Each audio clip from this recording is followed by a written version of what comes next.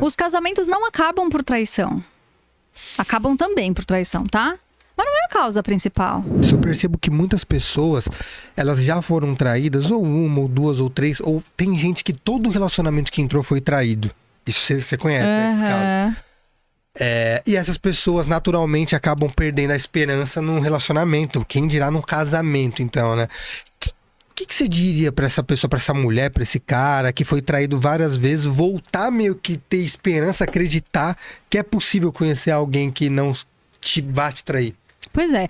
Quando a gente repete padrão, significa que a questão não tá no outro, a questão tá em mim, né?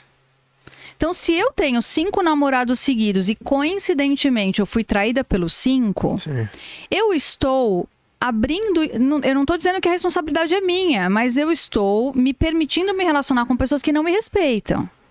Então, o primeiro ponto é entender por que esse padrão acontece. Que tipo de pessoa você está se relacionando? Qual é o que você está comunicando para o outro? Porque o que eu vejo, assim, pessoas que entram na relação, assim, do tipo, vamos ver no que vai dar. A pessoa tá apaixonadaça, ela tá louca para viver o resto da vida, mas ela tem medo. Então ela continua aqui dizendo, vamos ver no que vai dar. E o outro olha para você e fala, meu... A gente tá um namorandinho aqui, mas não é um negócio que tá lá muito conectado. Porque o tempo todo, né, me dá gelo, eu chamo pra sair, não vai. Eu mando mensagem, não responde, fica fazendo um joguinho. Aí esse joguinho, ele pode ser interpretado como não está afim. Aí essa pessoa tá sendo traída porque ela também está se mostrando indisponível pra essa relação. Então, assim, é padrão e todo padrão precisa ser investigado. E assim... Falando em relação a namoro e casamento, é assim, a gente fala muito, a gente tenta, na medida do impossível, fazer os casais se reconciliarem quando estão casados. Sim. Namoro é teste. Se houve uma traição no namoro e você não é capaz de suportar aquilo, não tem que casar, pelo amor de Deus. Termina por aí, porque casamento é pra vida toda. Sim. Então também vejo pessoas assim, dando uma chance...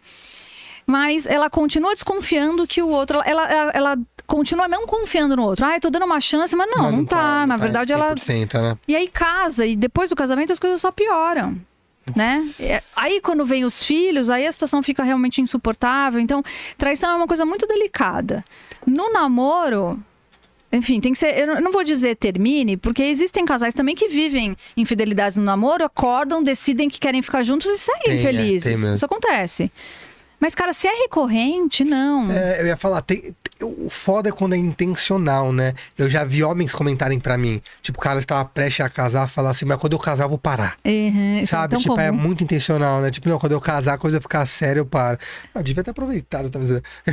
E aí ele não para. Não para. Ele não para, porque ele viu que a pessoa aceitou, ele viu que não aconteceu nada, ele não tem motivação nenhuma pra parar.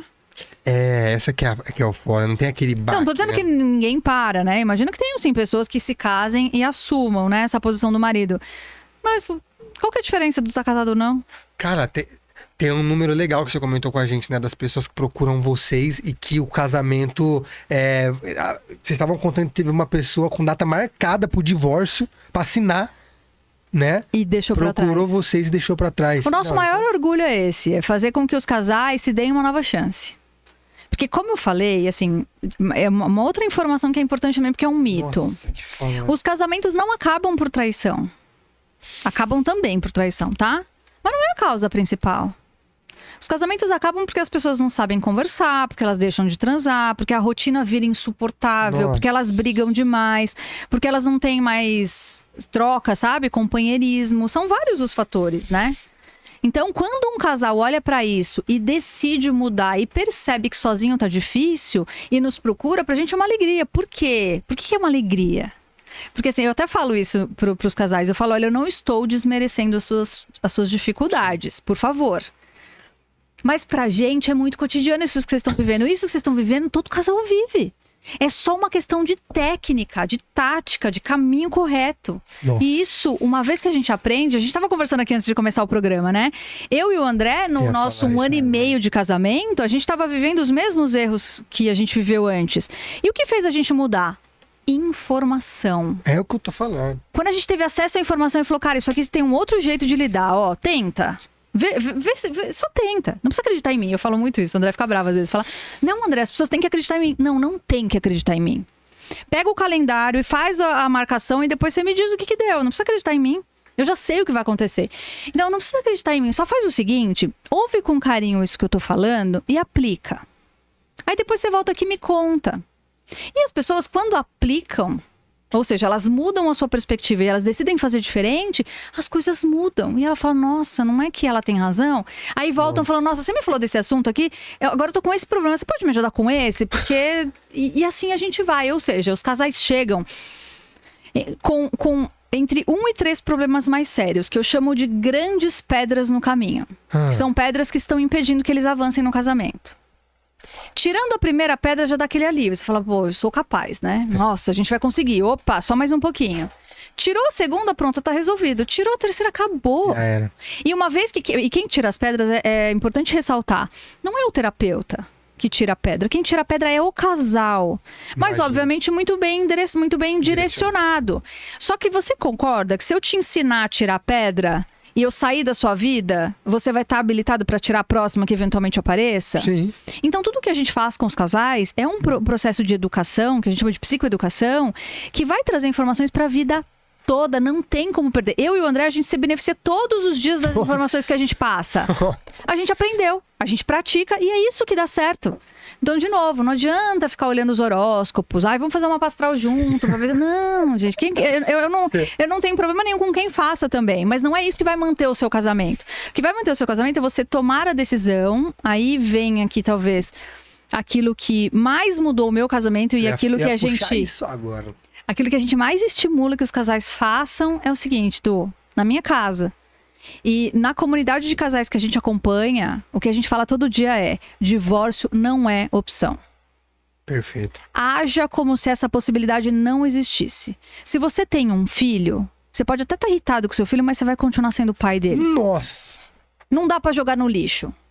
Não dá. Quer dizer, tem gente até que joga, mas que não, o cara continua sendo pai, né? Ele pode até jogar a criança no lixo, mas isso não vai tirar dele. Se você... A partir do momento que você é pai, você vai ser pai pra sempre? Por que não se colocar nessa relação como eu vou ser marido da Aline pra sempre? Cara... Isso muda tudo. Mas eu tive... eu não quero me colocar acima de linha de raciocínio do bem e do mal, não. Mas eu tô falando sério pra você. Eu tive esse insight com 14 anos de idade. Eu acredito. Com 14 anos de idade. 13, 14 Sorte anos. da Aline, minha gente. Sorte da Aline. Eu pensava assim, caralho... Se eu brigar com a minha mãe, não sei o que, ela não deixa de ser minha mãe. Com meu pai não deixa de ser meu pai. Com meu irmão, ele vai ser meu irmão sempre. Você não tem que falar assim, não é mais minha mãe, você não é meu pai. Aí lógico que vai ter gente que vai falar, não tem como comparar uma mãe com um namorado. Não tem pra você, porque depois que você casa, sua mulher, seu marido, vira a pessoa mais importante, né? Pra você fazer as coisas, a prioridade pra fazer a coisa dar certo. Nossa, que absurdo. Minha mãe sabe muito bem disso, meu pai sabe muito bem disso. E as coisas na minha vida só começaram a acontecer e eu ter resultado de fato, não só financeiramente, geral. Tudo, como ser humano mesmo, quando eu consegui cortar esse cordão. Porque é fácil pro homem ficar com o cordãozinho com a mãe lá também, tranquilo. Sabe?